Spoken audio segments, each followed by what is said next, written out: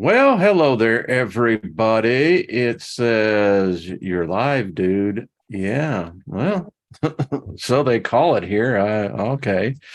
It's like someone asked me, they made a statement and I responded back and they said, well, but there's only, in this case, one God. And I said, who taught you that?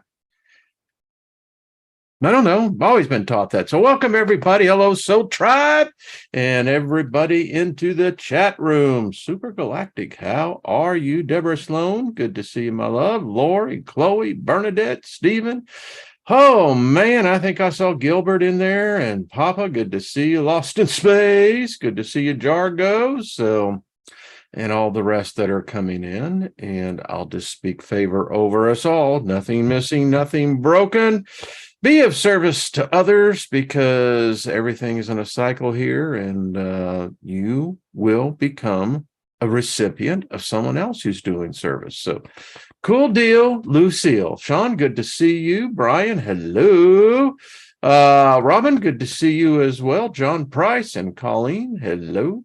So happy prosperity. Yeah. I mean, if you say to people, have a good day, why can't you just say, have a good, prosperous day? Well, cheers, whatever your favorite libation may be. These bodies, they're amazing.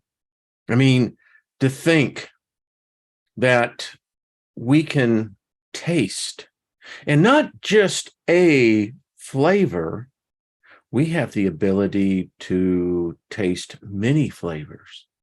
And yet our tongue, which most people don't talk about, but you have to have it in order to talk. So that tells you how the tongue is. I think it's actually the book of James, it says, the tongue, no man can control, for it is like a wildfire out of control. We bless one person on one side of the tongue and curse another on the other side. Yes, it actually makes the metaphor of putting a bridle in your mouth. You see, that's what I call a backhanded slap. You think it's a compliment, but really what it's there to do is to instill fear. Lessons in life are made primarily when we make mistakes, consequences. Subsequently, when we go forward, we have that back fear that says, yeah, I mean, this stuff is, it's a little wild. So give me 1 second as I go over here for a second. And there I am again. I'll tell you what, I love this. So we're going to be talking a lot about fear. And it's because I get so much. The emails I get are so often, and their questions are many times on a different subject. But it all comes back down to fear. So anyway, get ready. Hey, Michelle D, good to see you. Let's do this now. Good morning. How are you? Emperor Rex, hello. So yeah, that's all I got to say about it. It's the single thing that makes me, in fact, believe that when we read such books about the dinosaurians, think about it. The dinosaurians were most likely the serpent in the garden. Strange how those stories just, so simple, so easy. But yes, the dinosaurs. Is that our fear? Is humanity's fear, is it programmed into our DNA? The idiom that says, well, a certain amount of fear is healthy. Yeah, I mean, if you lived back in the day where, you lived in a cave or in some other dugout that you happened to have the opportunity, I mean, you were competing for everything. Other animals, both large and small, all of which could put the serious hurt, if not kill you. Nighttime was filled with fear. I mean, can you imagine before the advent of fire? Wow. Whew. You know, you would need the fur on the outside, the hair. Maybe that's why we got the hair. Hair. I'm sorry, I'm thinking of the musical. How many of you remember the musical Hair? But anyway, hey, Melissa, good to see you. Go. Elderberry, Royce. Is that what I'm seeing? Yeah. Anyway, Mad Cow, what's up? Good to see you. So fear. All right. So if a certain amount of fear is healthy, wait a minute, but what is fear? Many times, and I think everyone would agree that it's basically unseen, but yet as real as the air that we supposedly breathe. That's all I got to say. I wonder, I asked some questions at the beginning of this, and I'm going to ask them again because I think it's like, so appropriate, for the topic, It's true. Humanity is ruled by fear more than by faith. Humanity is, you could say, in one circumstance, a fear-based creature. I mean, and for good reasons. We're always getting our ass kicked. Always. I mean, I've yet to see or read a story where, hell, we come out on top of this, without losing a couple of billion of us. No. I mean, we're either getting our ass kicked by one god or another. We're either getting our ass kicked by an angel or a demon. Hell, we can't even, this is, our bodies, the most valuable thing that we possess in this realm. Hell, apparently that's up for grabs. I mean, that'll freak your ass out. I mean, and then you got to be fearful of nature, fearful of animals, fearful of other people. Yeah, I could see why the species Homo sapiens sapiens, if that's technically what we are, is a fear-based species. And therefore, everything that fear-based species creates is going to be founded originally in fear. Well, hell, I mean, you think about this. So, Jennifer Collins, how you doing, darling? You sent me the email, and I just thought I'd answer it on here. Think about this. So, fear, hell, we're taught to be afraid of being alive. Now, if you look at this big picture here, so let's get the construct right. So, supposedly, humanity fell from grace. Let me tell you why that's impossible. To imply that you fell from grace would mean that you were of a different substance, a different species, because there's somehow this transfiguration that takes place where now, because the actions of one, every one of us are born in sin. Every one of us. According to the majority of the world belief. Our laws are predicated on what we have been taught. Fear of going to jail.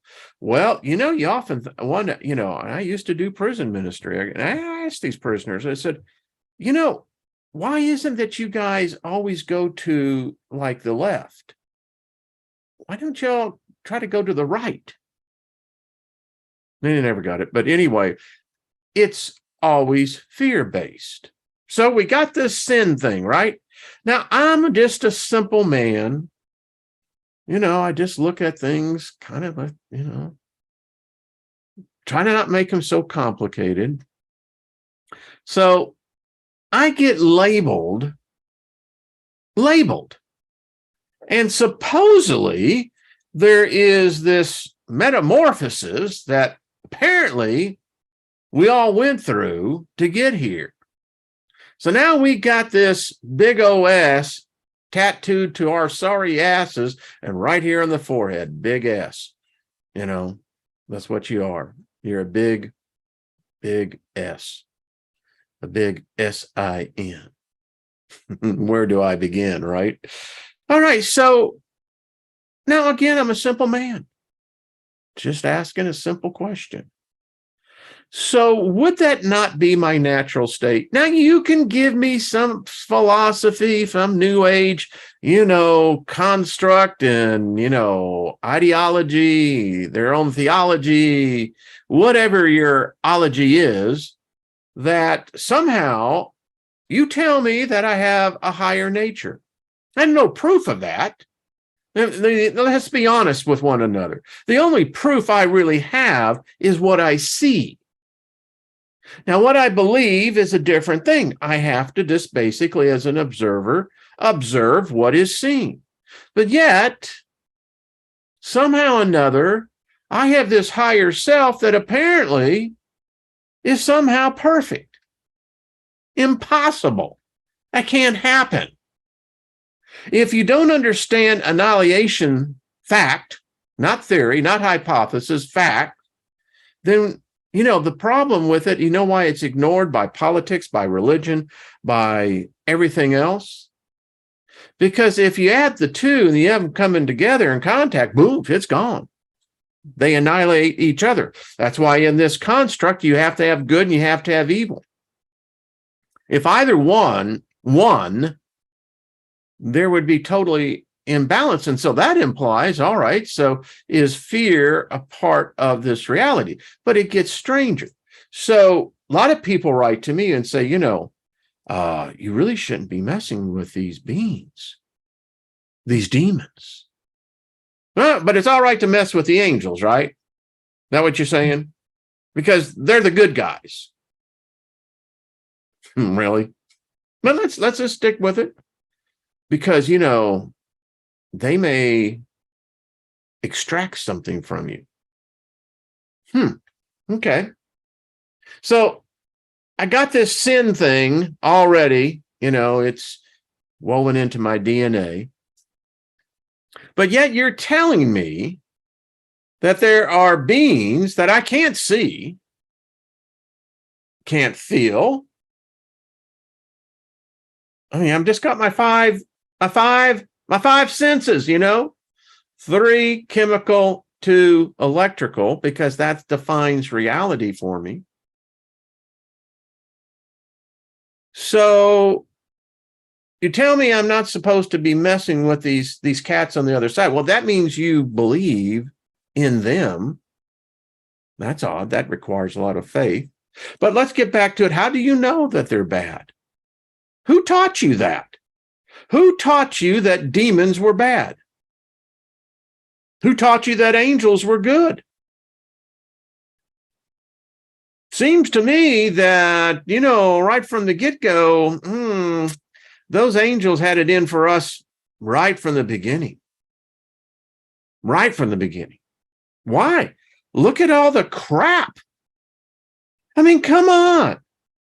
So they had this party going over in Sodom and Gomorrah called the United States, man. And, they got the freedom thing going, man. They got the whole equality thing going. And, man, we got balance and we got unification, man. And, we're partying and, hey, doesn't matter how you swing because, hey, as long as you're swinging.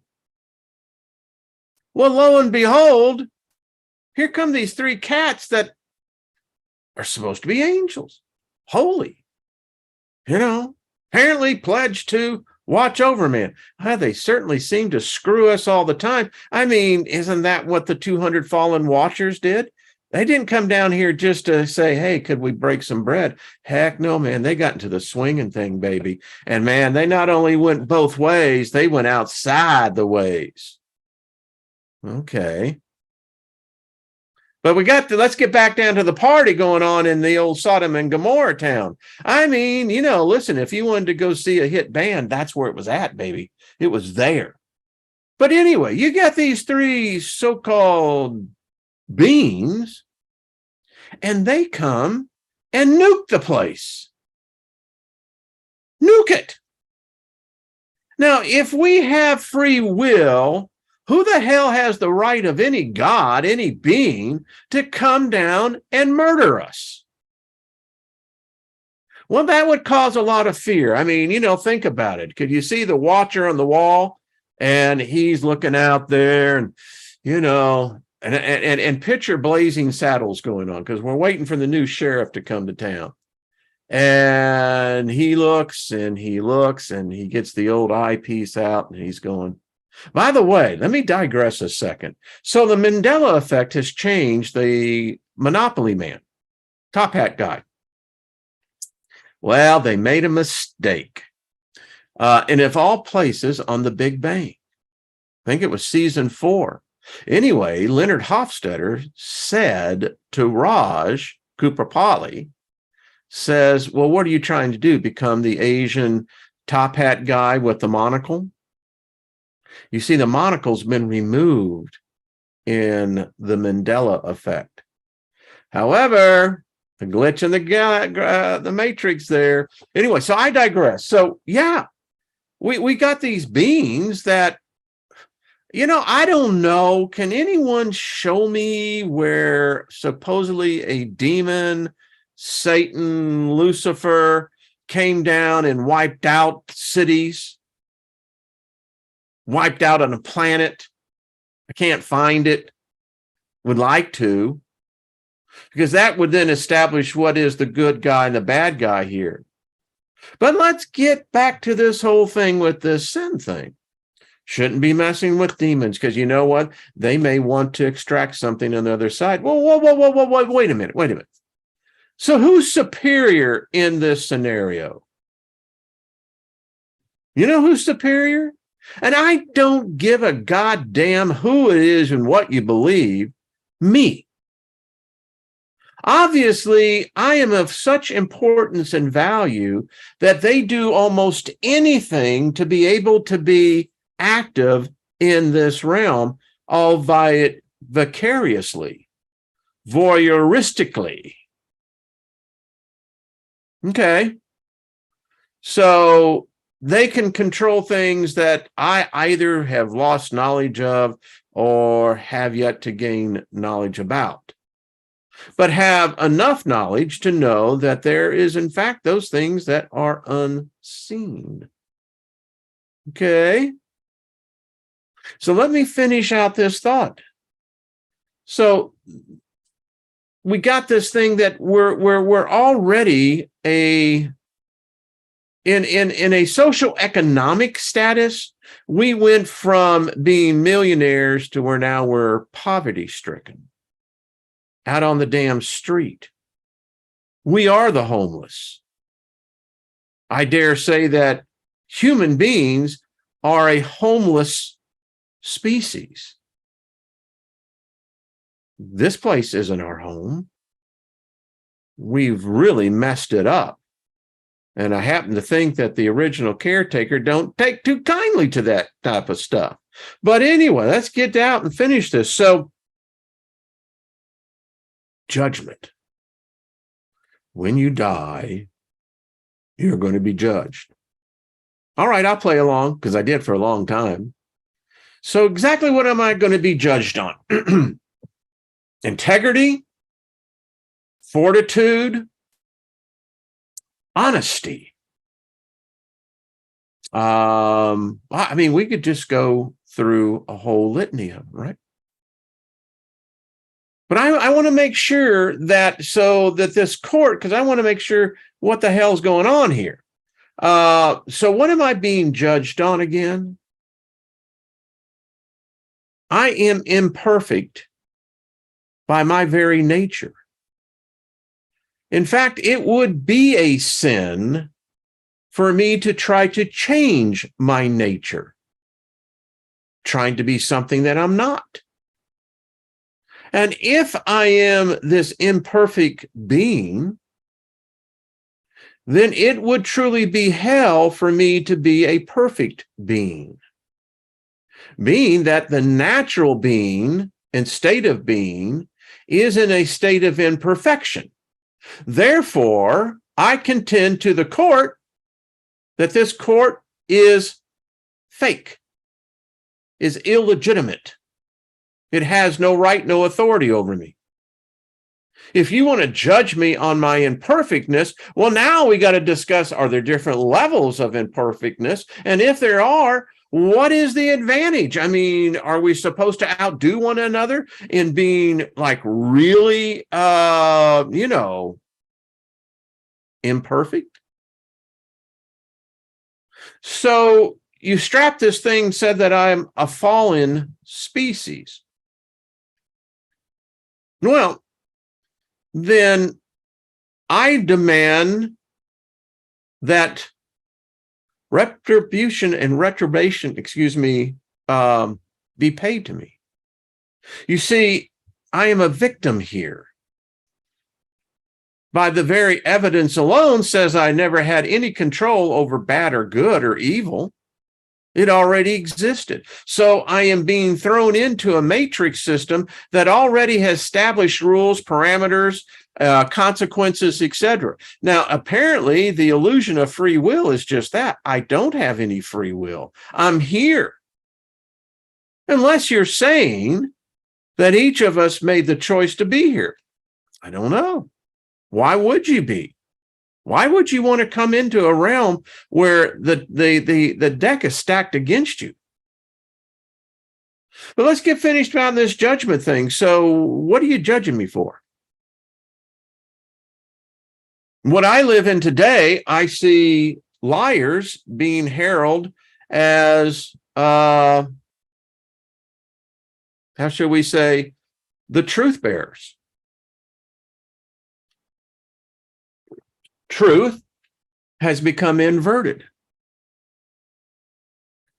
I've seen a lot of things.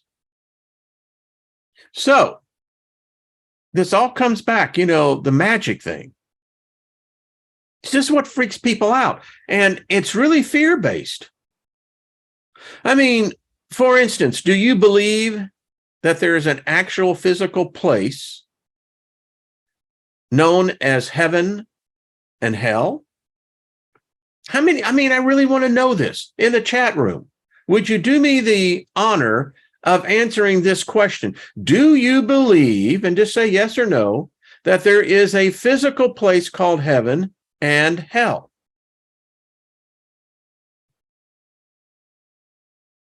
I mean, it is a simple question. Not complicated to answer, it isn't. Alrighty, thank you, Bernadette. Thank you, Deborah. So, Lil, you're saying yes. All right, so you say yes. You see, isn't it interesting? But here's the thing, folks. In the reality that we in, this world outside of us, this little enclave here, this is what they believe. Now, here's the thought. Is Earth a goddess, or is she nothing more than a whore? Not to be respected, to be used and abused, has no dignity, no sense of self-worth. How do you see Earth? Do you really think that the planet actually has a spirit? Do you really believe that? And if you do, then let me ask you something. Is this spirit being called Earth, which is a mighty God, by the way, greater than the God of the Bible, the Quran, the Vedic, any of them? They all talk about making her, but she was here. But anyway, let's get back to this thing. So I happen to think that, yes, it is a living essence, far beyond man's comprehension. So then why would the Earth participate in a broken system where apparently it receives this God's rejects? And they title this place hell. The problem with the concept, folks, In order for hell to exist, then it's a syndicate. It is a cartel. It is, in the truest sense, the family. You don't fuck with the family. And that would mean that there was collusion between this magnificent spirit and something so broken that it rejects that which it creates and then forces or demands that of planet. Oh, that's right. He did curse the earth, did he not? Yeah. So that means the earth is all about pain and torment. This is where the damned souls go to. They go into the center of the earth. Are you serious? Even if you want to take that metaphorically, how the fuck does that happen? Please write me an email, write me a letter. Tell me how that happens. Because if they exist, then there is absolutely no hope for any of us. We are condemned before we even started. It means that nothing that we do has any fucking meaning. It means life is worthless without its pursuit. And you'll go into the straight world, you know, the world out there that you see on your 5 o'clock news and the politicians and the people in the pulpit. They're all preaching a spell. Because we're all condemned here. And now you have the condemned condemning the condemned. And this is why fear matters. The only way for heaven and hell to exist is that it's a fear-based system. And that they are in league with one another. Remember, Lucifer, Satan, is pride, the ultimate pride. Why would a creature accept its arch nemesis rejects? It would be beneath it. Woo. So, folks, this is, again, what are humans? Because, again, it seems like, the bipedals that we are, the so-called sentient beings.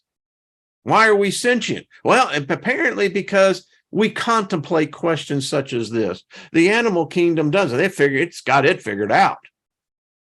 But we sit here and pontificate on questions that really can't be answered, at least not in a tangible manner. Why? Because so much of it requires faith. In fact, fear can't exist unless you have faith in it.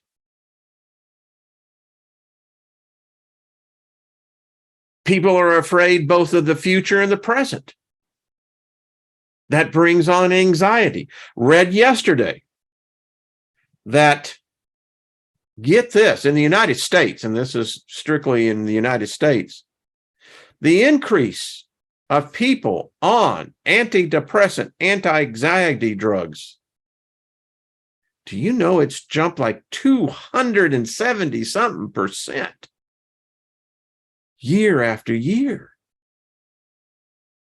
What that translates to is some 90 million Americans are on antidepressant, anti-anxiety drugs.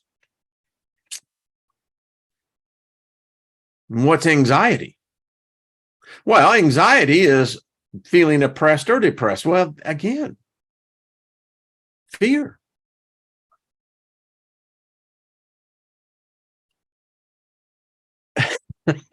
It's messed up, man. And at some point, I love my species. The longer I'm here, it pains me to see what we're doing to each other, which tells me that there are things of the unseen realm that we cannot point to literally, but are absolutely there in play. It would appear that we're the victims, and that's what we are, victims. Because nowhere in any of these stories do I read that we ever ascend to our rightful position as gods. Capital G. No, we seem to always be the rebuttal of some being, some creature that controls us, has the ability to manipulate us, to deceive us, and we are fine with that.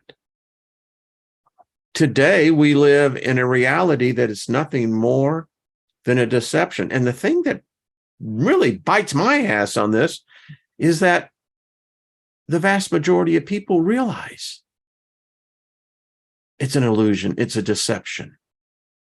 They don't hide it anymore. It's just out there playing out in the, but yet we prefer as a species to believe in the lie. Now, I got to tell you what, so if this is what the foundation of yours and my existence is predicated upon, how does that influence it on the other side?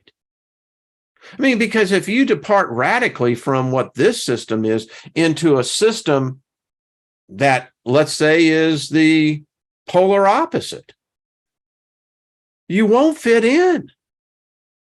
None of us will fit in. I don't believe for a second that, boom, it's just like this, baby. If that, then that's a type of magic that, we shun here. You can't do it just like that, Wayne. It doesn't work like that. Well, even if it's a transmutation,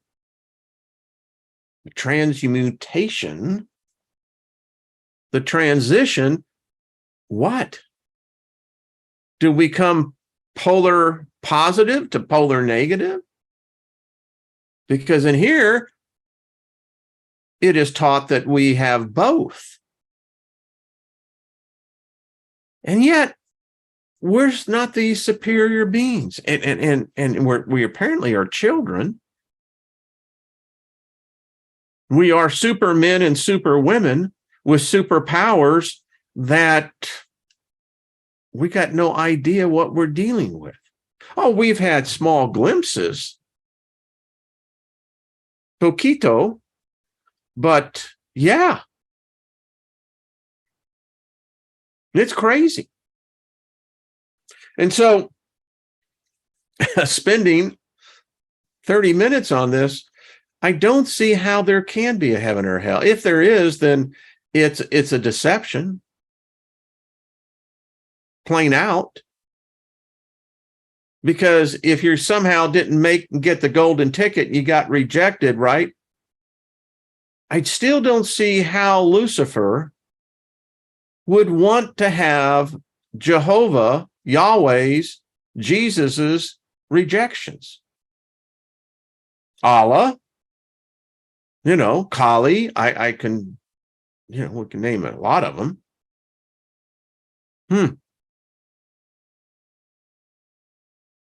And then, is it as simple as, allow me to pull this up.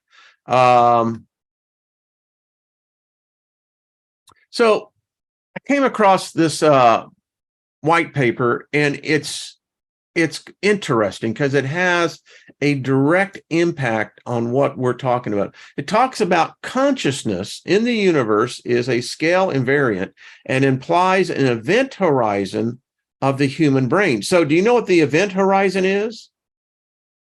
If you believe the theory of the black hole, the event horizon, that's where it gets real.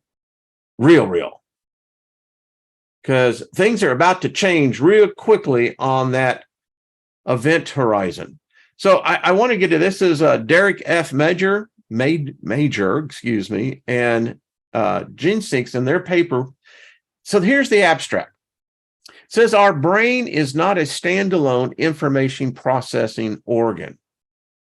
It acts as a central part of our integral nervous system with recurrent information exchanged with the entire organism and the cosmos.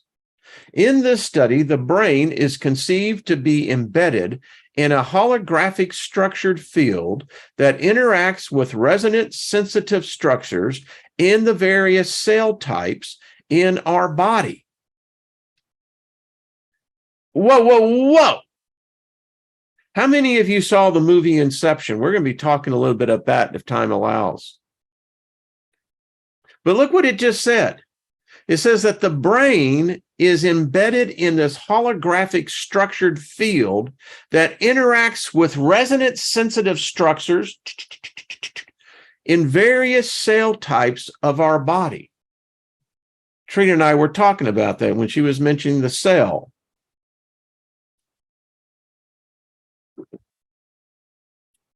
In order to explain earlier reported ultra-rapid brain responses, an effective operation of the metastable neural system, a field receptive mental workspace is proposed to be communicating with our brain.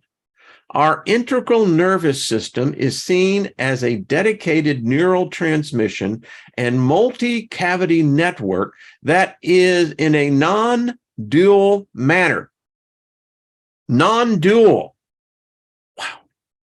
And interacts with the proposed supervening metacognitive domain.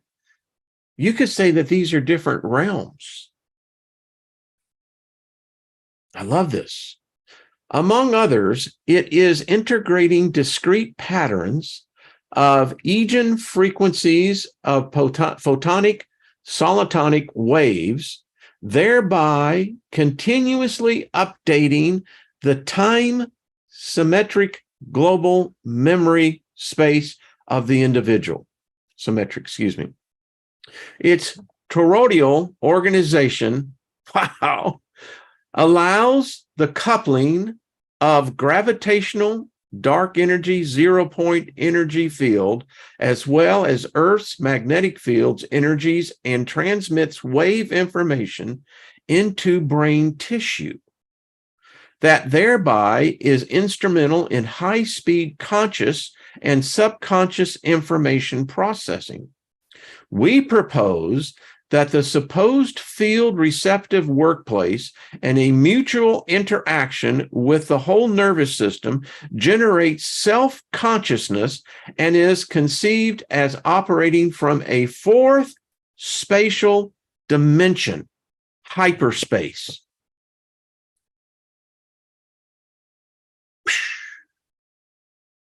Its functional structure is adequately defined by the geometry of the torus that is envisioned as a basic unit, an operator of space-time. The latter is instrumental in collecting the patterns of discrete solution frequencies that provide an algorithm for coherent life processes, as earlier identified by us. It is postulated that consciousness in the entire universe arise through scale invariant nested toroidal coupling of various energy fields that may include quantum error correction. In the brain of the human species, this takes the form of a proposed holographic workspace that collects active information in a brain event horizon, representing an internal and fully integral model of the self. This brain supervening workspace is equipped to convert integrated coherent wave energies into attractor-type standing waves that guide the related cortical temple to a higher coordination of reflection and action, as well as network synchronicity as required for conscious states. In relation to its scale invariant global character, we find support for a universal information matrix that was extensively described earlier as a supposed implicated order as well in a spectrum of space-time theories in current physics. The presence of a field receptor resonant workspace associated with but not reducible to our brain may provide an interpretation framework for widely reported but poorly understood transpersonal consciousness states and algorithmic origins of life. It also points out the deep connection of mankind with the cosmos and our major responsibility for the future of our planet. That was a lot, and it is, and the paper, if you want it, it's not that, it's a great read. I'll just read a couple of it because we've got others to go on. So consciousness can be defined as a state of semi-stable system that is developed in a cooperative and cyclic operating mode so that it has become causal, self-observant. Thereby, it cannot only predict aspects of the local environment, but can integrate memorized information and future directed projections into a personal worldview that serves individual survival, development, and social communications. And it goes on to it, folks. If you want it, I'll be more than happy to get it to you. Blanca, how are you? A number of them, and congratulations to Isaiah. The child listens to us, and she told me that he's developing so quickly over his other classmates, they had to jump him up a grade. Don't tell me that the young people aren't getting it. If we had been exposed to this in our child development time, many of us would be in our rightful positions as masters. So anyway, check that out. Let me get that there. Cool. Let me get this here. Boom. Yeah, now that is pretty interesting. So it's like I'm having my own show here. So that's heavy. So tell me where God, the devil, a savior, plays a role in that. See, it seems to be that we are truly these spheres. I wouldn't say bubble, but bubble could be kind of metamorphic in that. But and it appears no matter death, life in this realm, that we're interacting at all times with different structures, different beings. I have sensed this for some time, that when you meet someone, you literally touch their field of energy, because we're immersed in this field here, which is really odd, because when I taught sales, the thing that I found so interesting was that you would do the experiment to show people in sales how to begin manipulate, control their prospect. And many of you who've come from the corporate world, you know. So what we would do, this is in our sales seminars, which were 3-day events. But in order to get everyone to understand that we're all coexisting in this reality, we're all not processing the same reality, the same background. And if I could say, I would choose Elderberry. Hey there, Ryder Lee, going to be with him here at 1:30. Oh, I don't know if that's live over on your channel or not, but anyway, looking forward to it. Let's say Joe, Mary Wins, flight risk. And so Lady of the Lake, I love that. So the first thing I would do was we would form a circle, and I'd take the first person, and what I do is whisper, and I still remember the phrase, the speeding car almost hit the dog. And the exercise is for you to say the exact same thing to the person next to you, and so on as they all go around. Well, as many of you can already guess, when the last person heard the story had grown that it was a Corvette that was exceedingly speeding, almost wrecked by hitting this Labrador retriever that was red, and that, and the story just grows naturally. And so if that is a common technique used in learning how to do sales, is nothing. Sales is truly, what can I say? Is people who excel in it as account executives and eventually get up into, that was my background, marketing and sales. You become good at it. You're a wizard. You're using magic. I now can dissect the program that I taught with my partner nearly 35 years ago. And I actually did, because I found one of our training manuals, and I'm reading this and I'm going, holy crap. This is magic.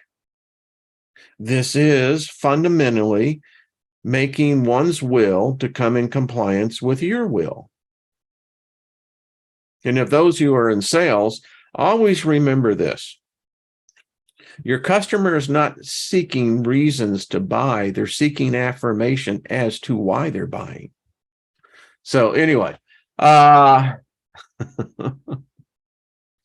can you say? Bonnie says, I can sell. Well, and if you have that natural propensity, you are a master.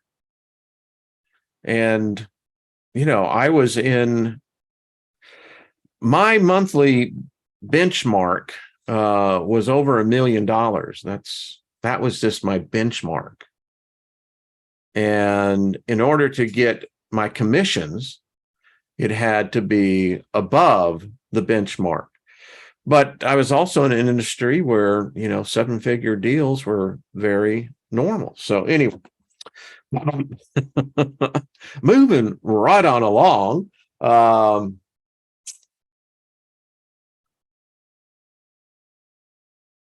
So I love this discussion, and my hope here, folks, because I'm getting we're going to get into this instance. I keep studying, folks. This is what I'm learning is alchemy on the level that we all should be at. Every one of us should be on a level. We should be journeymen and women by this point. Many of us reaching our accreditation into masterhood. But it's coming in. It's fascinating. This is Dragon's Blood. This one's interesting. We'll get more of this one. This is High John powder. Very powerful thing. Let's see. Got this in. This is Paleo Santo powder. In other words, as you study many of them and you study the culture behind them, wow. And if you can get over that barrier that this is not hocus pocus type of stuff, this is alchemy. You're working with the elementals. It's a form of communication. And I haven't seen anything that's contractual. Nothing. I mean, it's like, are you saying, for instance, that Let me that there's a contract if you're next to a river and you put your foot in it and it becomes wet. There's an obligation to that. I don't think so. And when it comes to dealing with demons, I mean, London men, thank you. Y'all crack me up.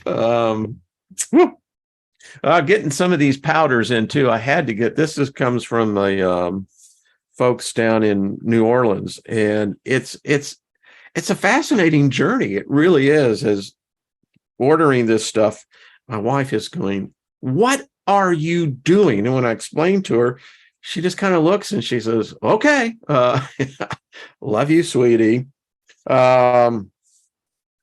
So this is called Luck in a Hurry. And it's quite interesting when you actually see what these incenses are. I know I'm a little bit off topic, but it all appears, again, with this green. Everything I'm finding out that I'm ordering it with this green has to do with money. Now it's all over me, rain all over me. And that's kind of what I was wanting to get at today. I'm going to cut it short here because I need to be over on Writer's show here at 1:30, 12:30 my time, 1:30 my time. But I hope that collectively as a group that we could at least all agree that all of us bring a certain amount of residual aspects of who we are, and fear played a role. Listen, I was in a religion. Lynn said, I like how her description of the Christian God, is that he's the whack-a-mole God. Remember the whack-a-mole game at the carnivals? The whole idea is to keep your head buried, man. It's like, oh crap, you don't want to even come out, because if you come out, particularly with the Southern Baptists, the Baptist religion, bam, baby. I mean, and so you got this character that's called Jesus, and he's supposed to save you from all your sins, but apparently he's going to whack your ass too. Man. And then you got all the angels whacking your ass. You got all the demons whacking your ass. I mean, that just carries a lot of negative energy with you, And when you turn that around and start using it on those clowns, why, they get all offended. Well, who do you think you are? You're just a human. Well, I'm an angel. Well, I've been known to be a demon. Well, first of all, you're both liars. Because here's the thing about demons. They never existed. Never. Not until this new religion was introduced. No demons in the Old Testament. It's a New Testament phenomenon. And damn if we didn't run with that story. Oh, hell yeah, we're going to have the whole hierarchy, we're going to have this thing called Lucifer that never existed. And Lucifer is not a Hebrew word, doesn't exist. Satana, that is merely the application of an action, one who would accuse another. And that's Satan. But no, we got to build this complicated. We got to tell you that Solomon, and by the way, Robert V.C. in your series on that, controlled the demons to build the temple. The problem with that theology is it don't jive with reality. We like to think about it, and why? We now know that we have created egregores out of these things. Now, the interesting thing to how to protect yourself from an egregore is you ignore it.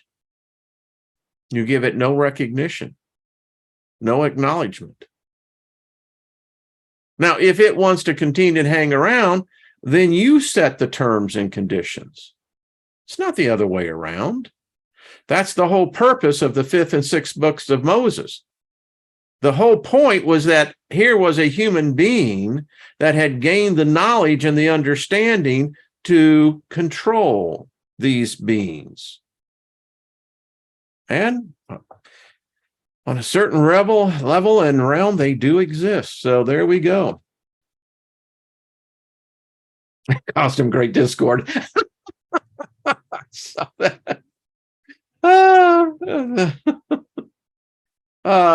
anyway, hey folks, I dearly appreciate every one of y'all, and love these conversations. I love them. They are just fantastic, and it's for everybody, and we're all helping each other, folks. Again, work it out. If you really believe that there is this place called hell, the problem is that it doesn't take very much digging. You know, you can have a backhoe or you can have a garden spade. But what I'm trying to tell you, even if you have this tiny, what did I do with that?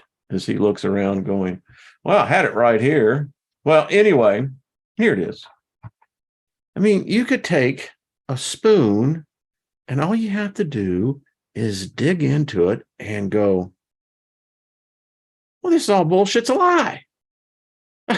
What? You know, anyway. Again, if Lucifer is this creature of pride, why would it take Yahweh's, Jehovah's, the Father, rejects? And by the way, I got an email on the Father thing that just cracked my ass up. I'll share it with y'all, but all right.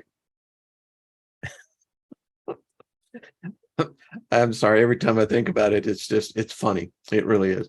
All right, folks. Much love to you. And again, Ryder Lee, I'll be over there on Raised by Giants channel. Tomorrow, I am going to be with Chris Matthew over Forbidden Knowledge channel as well. So there we go. Yeah, I prefer the beach as well. And you can come to it. You'll see it's called Wayne's Place. You know, people hanging out there, you know, got good music.